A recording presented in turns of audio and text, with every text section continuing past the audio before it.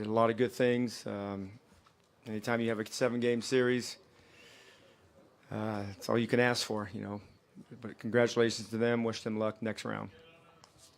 Todd Davis, Washington Times. Scott, when you look at the end of the third and the start of the fourth, and then what Olynyk was able to do after you guys kind of rallied back, what are your thoughts there, and how do you explain what occurred? Well, that was a important part of the game. I think we gave up a couple of threes. We didn't do a very good job of getting back into our rotations. But he stepped up and had a great game. He had a great game, made a lot of shots tonight. You got to give him credit. He stepped up big for them tonight. And that late in the third and early in the fourth, you know, put us behind. A lot of tough shots, a lot of threes. But I'll tell you what, our guys battled. You know, we were down 13 or so. We cut it to 6. But that's what we've done all year. We never give in. We just keep fighting and keep plugging away and keep charging and putting ourselves in a position.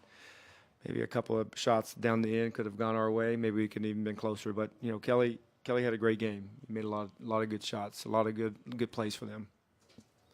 Scott, Bill Doyle, Worcester Telegram. Obviously, Kelly had a good game, but you guys held Isaiah in check for a while, and then he got going late in the third. Can you just talk about the way he kind of took over for a while? Yeah, we lost a little bit of connection on him.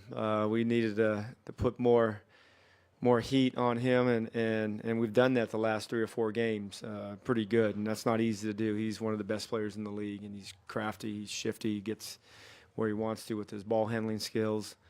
But yeah, he got loose, but he made some tough shots. But he's done that all year. That's who he is, and he makes big shots. That guy's he's a big-time winner. Now that the series is over, is there any one thing that you would point to as to why you didn't come out with a win, and if you can even fast forward to what's coming for you guys at this point? What are you looking at, and what do you think you need to do to kind of get over this second-round hump? Well, I mean, it's probably a little too much to answer right now, but I will say this: we're all disappointed. We felt that, you know, we made strides this year to get to the next step, and we have. You know, we accomplished a lot as a team this season. We had 9 new players, a new coach, a new coaching staff, and we established an identity how we want to play going forward. And it's pretty good basketball. A lot of good basketball is played this year, but we still have a lot to improve on. And that's the good thing about our team. We have a young enough team that we should be better next year with the good work of summer work that they should come back better players. Brad and John, they should come back. It's almost like having 2 first-round picks going to keep improving for the next 5 years. And I like the future where we're going. Ernie's put together a good team. You know, are we disappointed? Yes, we all are. You know, it's always tough to talk to the group after a tough loss.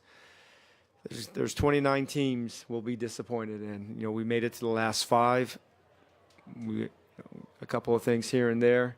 Maybe we could have won the series, but give them credit. They played well. They had a lot of good games throughout the series, as well as we did. They had one more game more than us.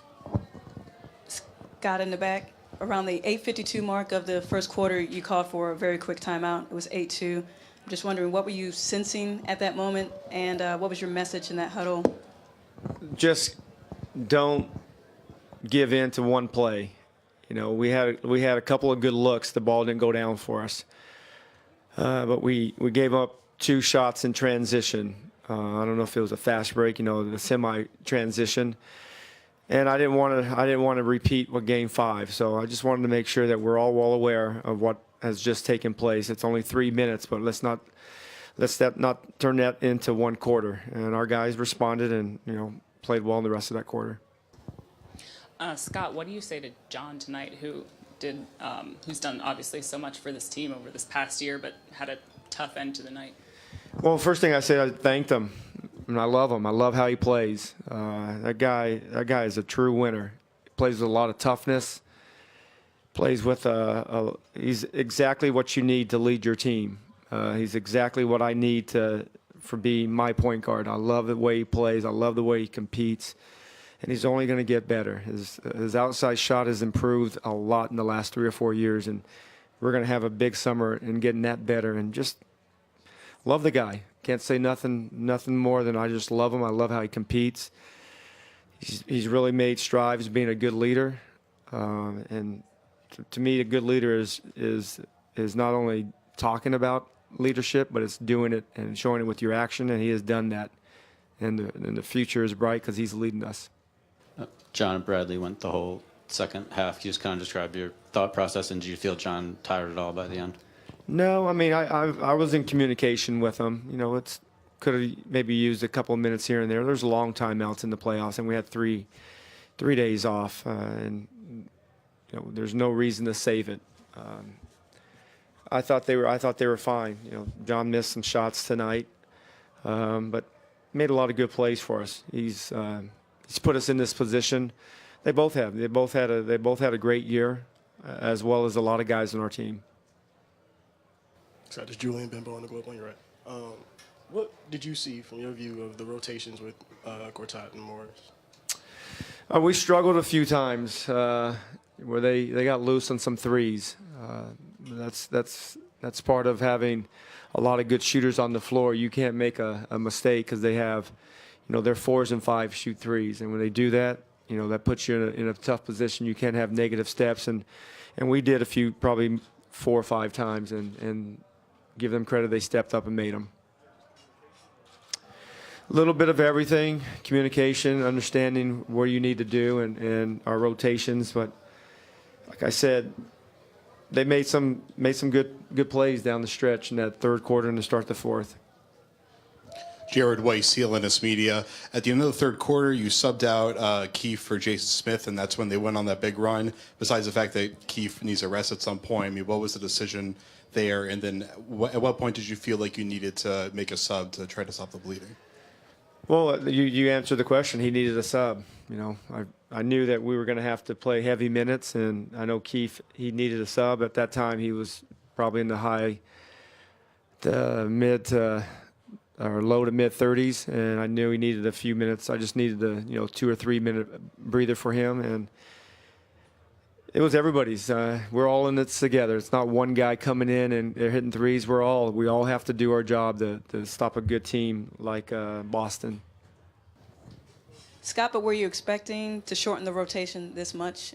Kelly Oubre only got in Yeah. second in the second quarter. Yeah, I was definitely going to shorten the rotation, go with guys I felt that was going to give us the best chance to keep this game within reach. I knew it was gonna come down to the last 6 minutes of the game, and they got that little run in that third and to start the fourth. I thought throughout the game we played solid. We had a chance to go up 6 or 7, and then I think we had a couple of bad possessions down low, and then we turned it over, a couple of outlet passes. But Kelly Oubre is going to have a bright future. Just turned 21. He has a lot of growth that will take place this summer. One thing I love about Kelly, he works, puts a lot of time in the gym, and he's going to come back a better player.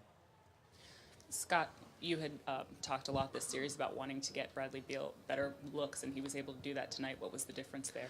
Well, he does a good job of setting himself up and getting open. He's a handful like he had tonight. Last 2 games, 37 and 38, and they do a good job of being physical on him. He's really.